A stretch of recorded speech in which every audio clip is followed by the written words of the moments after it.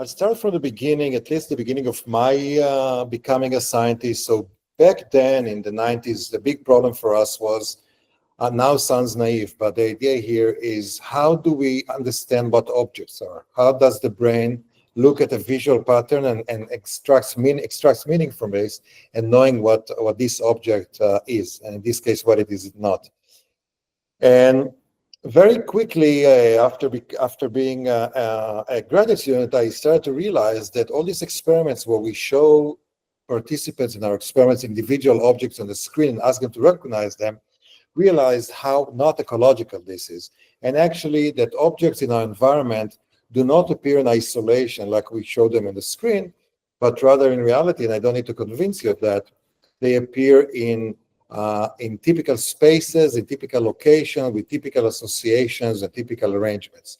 So my mission since then was to start looking at context and at complete scenes. And later, with the advent of functional MRI, MRI is the big machine, and functional MRI shows us the activity.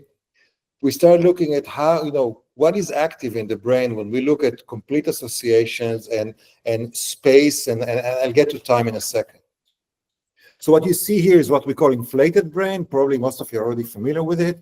So the dark gray used to be a sulcus, used to be folded inside, and the light gray the dark gray is a gyrus, and outside is the sulcus, the light gray.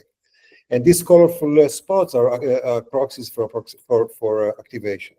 So we've defined this cortical network, big network, that is involved when people think about context, when they think about big associations, places like kitchen, bowling hall, construction site, etc. And we started this in a naive way, but then realized that we stumbled on activations that overlap with other known functions that happen in these locations. So many of what you see here, many of the oops, did I stop sharing? No, okay. So many of the activations that you see here have been shown to be involved in the representation and processing of spaces and places, of context and of associations, and all of them actually relate in one way or another to memory. So then we started to try to wonder, what is the overlap between thinking about context and thinking about space, place, context, and also time. In parallel to when we've defined this contextual network, there was a big, I can say, revolution without being overly dramatic in neuroscience, the discovery of what's been called since the default brain network. And this is very interesting regardless of the specific theme, even though it is also tied here. The idea here is that the brain turned out to be extremely active when we're not busy with doing any task. So we used to think implicitly and again naively that when we ask our subjects in the magnet, in the MRI, not to do anything, their brain goes to sleep or just rests. But it turns out that it's vigorously active, and in this consistent network that seems to be consistent across individuals, across experiments, across labs, etc. So we realized that there is this big network here. You see just in labels, this is not activation, but we just marked it, of the, again, giant network that is active when people don't do anything. They just wander, they just daydream or whatever, right? And what struck us is the striking overlap between this, what's been dubbed the default mode network, and our network of contextual associations. So it turns out that when people don't think about anything in particular, don't do they're not goal-oriented, they're not supposed to accomplish a specific task, the activation that we can see there overlaps with the activation that we see when we ask them to think about context and places and spaces. So this was super interesting to think about what is the overlap between, do people think about context? Do people think about places where they don't have a specific task at hand? This is just another depiction of this overlap between the network that we found that mediates the activation of context and places and spaces, and this default mode network that's active when people are not consumed and by a highly demanding task. And in parallel to this, we realize that what people, when they don't do anything, obviously I don't need to convince you, they do what we call mind wandering. And I'll unpack this in a second. But the idea here is that when we are not requested to do something demanding, then our mind is free to go elsewhere. And the question is, what does it do and how often does it do it? It turns out, and I can't get used to this number, it turns out that about half of our waking hours, our mind is not where our body is. Our mind goes elsewhere for about 50% or 47% of the time. Our body is here, but we think about different places, about different times. We call this sometimes mental time travel because we can think about the future, we can think about the past. But I think it's pretty remarkable that in spite of our subjective intuition and subjective feeling that we are present here, half of our waking hour, we're just traveling with our mind. And the question is why and where and for what purpose. So first we established, and this was a science paper published by one of my postdocs, Malia Mason, that she's a professor in Columbia, showing that actually there's overlap. When people wander, when there's mind wandering, the seat of this mind wandering is in the default mode network. Okay, so we know that the default mode network is the mechanism, or it's the cortical structures that mediate this wandering, this fascinating mind wandering. And mind wandering does a lot of things. So initially, and that's what I try to do in this book that David and Itai mentioned so generously, the idea that society kind of instilled in us the idea that wandering is a waste of time, get on your feet and go do something. But it turns out that there's a lot of advantages, and actually it's critical for us to be able to wander. And I try to promote people allocating time or kind of freeing themselves to do that. So some of the processes that are taking place when we wander, when we're not doing a specific task, and when our mind goes somewhere else, involves predicting what to expect. Planning, when you plan a trip, when you plan this talk, when you plan attending it, when you plan your lunch or whatever after this talk, when you plan going to an interview, and this kind of falls into the next category of mental simulations. We're very good at simulating possible scenarios. And again, they involve time travel because you think about the future, and you think about the past, you think about the present, but it's a very powerful tool to allow you to prepare without practicing it yourself. So Karl Popper said, we let our hypotheses die in our stead.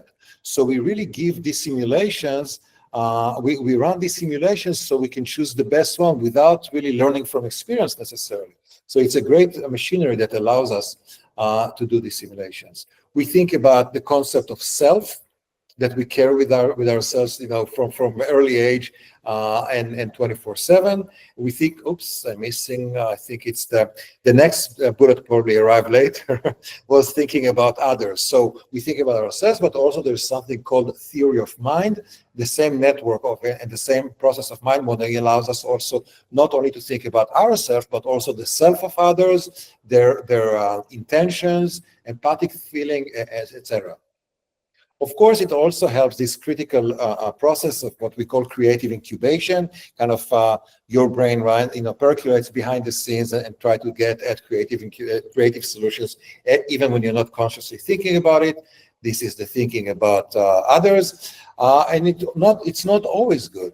People with clinical dispositions also worry and ruminate. Actually, I'm here in our startup company where we try to help with depression and especially deal with ruminations. But the idea here is not all mind wandering is so glorious and so constructive, and of course, fantasizing and others. But basically, all of these subtypes of mind wandering, or the processes that fall under the umbrella that I call here mind wandering, they all make constant reference to space. It's always all these simulations, all these thoughts, all this planning take into account some form of space, of location, and also of time. I'm not going to define time, but the idea here is that we can be in the future. In our mind, we can be in the future. That I think this is beautiful. And when our kids were young and we were doing a big road trip and they were bored in the back seat, I just asked them to employ this beautiful entertainment machine they have, and they can travel anywhere. And I think this is great, but we can also use it not only for entertainment. Most of the time we use it also for planning and for surviving and for optimizing our behavior and our being. And all these things rely heavily, I would say even constantly, on memory. We cannot really plan how to pack for a beach vacation or some resort without memory, right?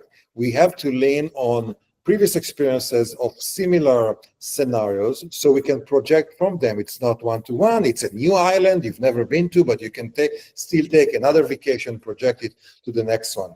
You can tell what I mean now, huh? Okay, so mind wandering is really constantly referring to space, time, and memory. The last thing I want to say about mind wandering and the default network, it is also that it determines what we call state of mind.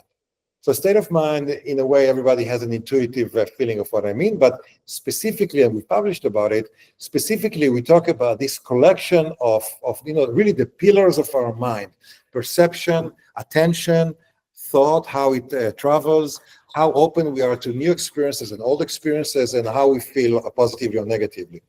So even when we can perceive small elements, or we can we can be attuned to our senses and listen, so to speak, to what our senses tell us in order to understand the world. But we can also mix with these some predictions based on our previous experience. So when I enter a kitchen, I expect a refrigerator there, right? So I recognize the refrigerator once I get in, not only because of the sensory information that comes to me bottom up, but also because of my predictions, right? So perception can be more tuned towards the senses or more towards this pre-existing knowledge. Similarly, attention can be local to details, but it can also be global to the big picture. And all these elements, I don't want to take too much time, but all these elements can vary along a continuum. And state of mind is the state of all these elements. And to put it a little more graphically, the idea here is that all these elements are tied together. It's as if they're welded. And when your perception gravitates more towards sensory information, your attention is also more global, and your thinking pattern is more broadly associative. Your disposition is to be more exploratory rather than exploiting the familiar, and your affect tends to be more positive. So all these things move together, and they are determined by the activity in the mind wandering activity in the default mode network. So, oops, that's the end. So basically, all these things are detailed here in the book, but the idea here is, let me see what would be a good summary. Yeah, I think you got the idea. But mind wandering allows us to do all this stretching of time, stretching of space, but all of this is for a purpose of getting better and being not only surviving, but also flourishing.